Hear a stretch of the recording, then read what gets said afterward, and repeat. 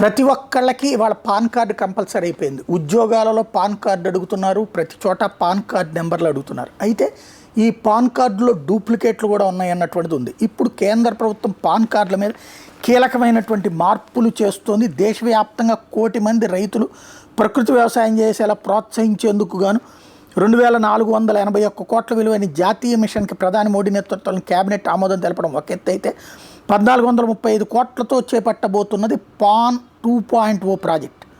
ఇది కీలకమైనటువంటి స్టార్టప్లకు ఊతం ఇచ్చేందుకు ప్రారంభించినటువంటి అటల్ ఇన్నోవేషన్ మిషన్ని 2029 మార్చి 31 దాకా పొడిగిస్తూ 2750 కోట్లతో ప్రతిపాదించిన ఎయిమ్స్ 2.0కి గ్రీన్ సిగ్నల్ ఇవ్వడం అనేది మరొకటి. 1 నేషన్ 1 సబ్స్క్రిప్షన్ పథకానికి ఆమోద ముద్ర కూడా క్యాబినెట్ వేసేసింది. ఇదంతా ఒక ఎత్తు అయితే మెయిన్ ఏంటంటే పాన్ 2.0 ప్రాజెక్ట్ కింద ఇప్పటికే జారీ చేసిన పాన్ కార్డులన్నీ క్యూఆర్ కోడ్తో ఉచితంగా అప్గ్రేడ్ చేయబోతున్నారు.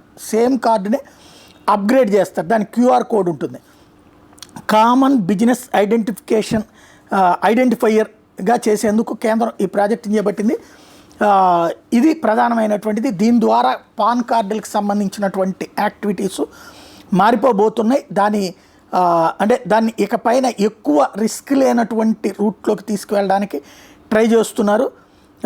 చెల్లింపుదారులకి మరింత మెరుగైన డిజిటల్ అనుభవం కోసమే పాన్ ట్యాన్ సేవల సాంకేతిక పరివర్తన ద్వారా పన్ను చెల్లింపుదారుల రిజిస్ట్రేషన్ సేవల వ్యాపార ప్రక్రియను రీఇంజనీరింగ్ చేయబోతున్నాం అన్నటువంటి విషయాన్ని ప్రకటించారు.